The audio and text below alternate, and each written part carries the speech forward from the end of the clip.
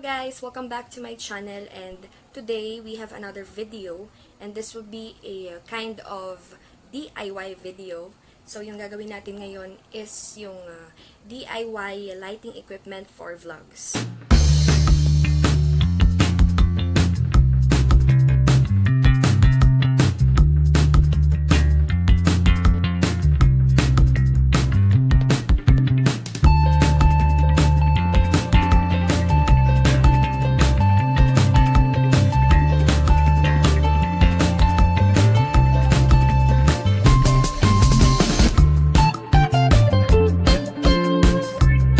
Gagamitin natin is this 1/2 illustration board.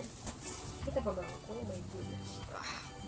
This 1/2 illustration board and another illustration board, pero 1/4 siya. Yes, para ito sa ating lighting equipment. And syempre kailangan natin ng bulb. Yes, this is LED and 7 watts siya. And meron din tayo dito dalawang glue stick. Yes, of course, lighter. Hindi mawawala to kasi optional lang naman siya dahil if meron naman kayong ano tawag doon, yung glue gun, if meron kayo nun, yun, mas okay gamitin yun. Pero ako wala akong glue gun dito and wala na akong nahanap kasi kakatapos na ng tugtog ko and wala nang open na mga hardwares or mabibilan ng glue gun. So, ito na lang, yung kandila. Ayan. And then, we have here scotch tape. Syempre, scissor. The socket para sa ating bulb, and of course, yung kanyang plug. Ito siya. And meron din tayo ditong foil. Foil. And next is yung old monochrome. Okay, so, yun yung mga gagamitin natin, and let's start! And so, bago tayo magsimula, syempre, maglalagay muna ako ng backdrop dito sa likod ko kasi tsaka siya. Dahil nasa wall lang tayo. Wall lang ng bagong apartment ni Mayora. And ito yung ilalagay natin sa ating backdrop. Yung 1/2 na illustration ko. Ilalagay na natin siya in 1, 2, 3. Wow! Bilis ah! Okay, so ito na siya. Ito na yung ating illustration board. Nakabit na siya.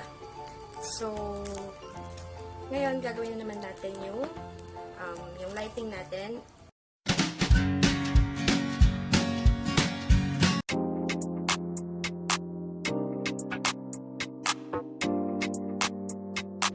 Okay, so first, fold the illustration board and cut it into 4 parts.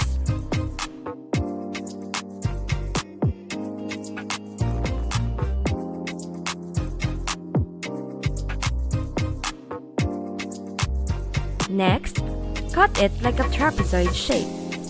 Make sure that each side has the same measurements.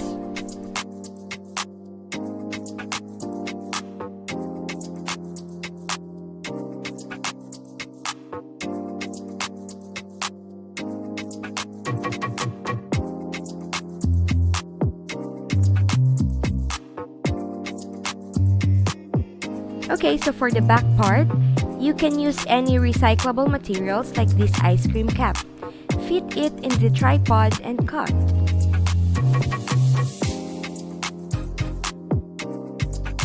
Drill 2 holes for the socket.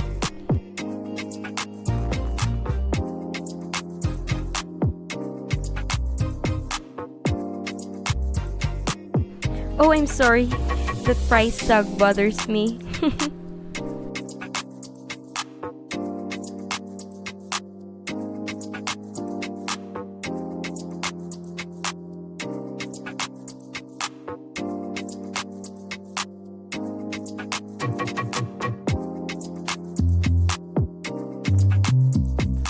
Okay, so next, assemble the socket, the plug, and the LED bulb.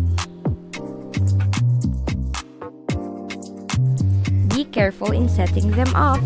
Make sure that you have knowledge in electricity. You can ask help for electricians if needed.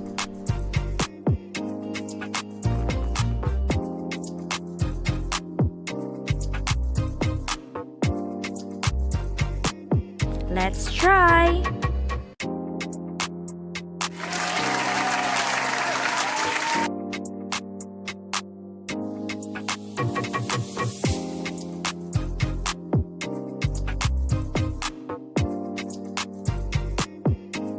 So next, attach the foil to the white part of the illustration board.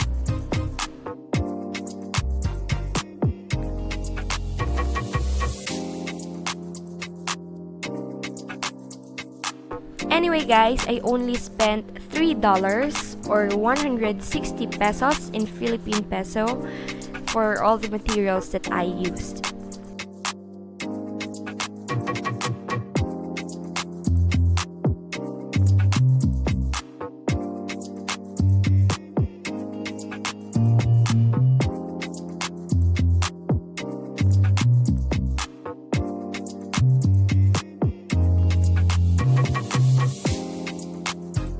Okay, so next, attach the top part of the lighting equipment using a glue stick.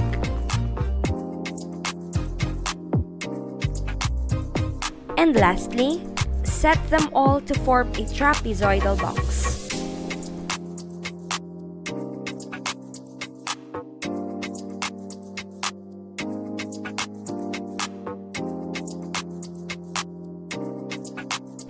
And we're done!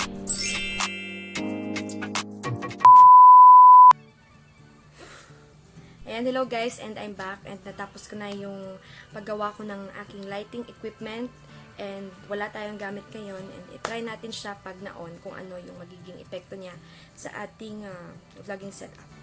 So, i-on na natin. Yan, perfect, diba? So, okay naman siya. All in all, okay naman siya. Pero hindi siya masyadong matibay dahil maliit lang na tripod yung gamit ko.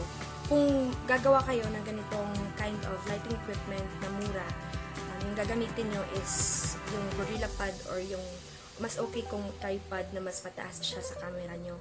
So, this is the end of my video. Thank you so much for watching.